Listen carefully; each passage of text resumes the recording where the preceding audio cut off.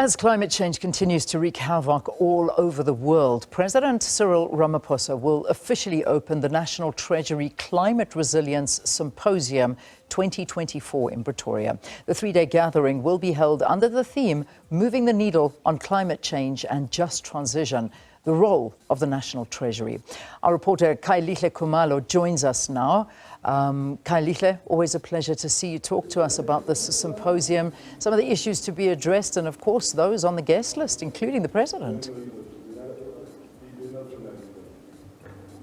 Well, very much so, Leanne. It's bound to be a very interesting 3 days in Pretoria as the symposium really will just shine a spotlight on a raft of issues. As you know, the climate change really continues to be a burden, especially for the African continent, where it's disproportionately affected by climate change.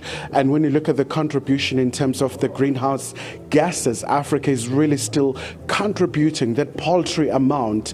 But when you look at the ramifications on the ground, they're quite severe, where we've seen prolonged droughts in certain parts of the country, but also where we've seen incredible flooding, and also pointing really to this very serious concern where from time to time you have the UN Secretary General Antonio Guterres calling it's an existential crisis that cannot be just ignored. So all countries really should put concerted efforts in addressing this issue. But also we know that, Leanne, for South Africa, the issue around just energy transition, where South Africa is working with a number of Western countries trying to decarbonize South Africa's economy, where we know that our electricity, the bulk of it is still from the coal-fired power station. So this is one of the ways really of trying to cap these very dangerous effects from climate change.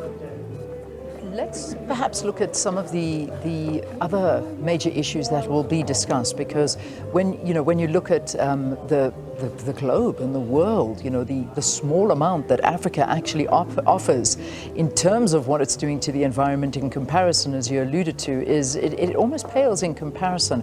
Perhaps we can talk about that and Africa's contribution to the global problem that the world is seeing. Especially because we know, Leanne, that when it comes to the greenhouse gases contribution by the African continent, we're looking at roughly about 14%, but the very impact on the ground has been quite severe, whether you're looking at issues around food security, where you look at the displacement of the people. So those are some of the major concerns, but also when you quantify also the losses and the damages that have been suffered by the African continent, it's quite a very enormous impact. But this will really afford an opportunity to the policymakers and also the climate change experts to have an opportunity really where they look at South Africa's programs in terms of dealing with this particular phenomenon, but also in terms of, for example, the update around the mainstreaming of the programs in terms of making sure that we tackle climate change heads on. And of course, at the very center of this will be the country's National Treasury. As you know, that it's right at the nerve center when it comes to the contribution of funds. So we do understand that the program will get underway anytime. And of course, the President is going to deliver the main address, where he's going to flesh out the country's position, and also just in terms of the way forward, in terms of the mainstream of the fiscal policies, in terms of the contribution in tackling this particular issue.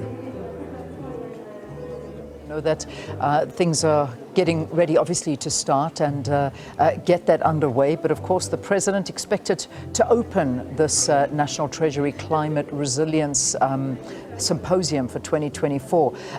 Just Kaya, I mean, this is obviously, this is just telling you how important it is. I mean, if the President himself is there, this is one of the top of his agendas, no doubt, is looking at climate resilience. And this is a theme that, as I'm seeing, so many other countries are actually following in terms of climate resilience and the talk around this.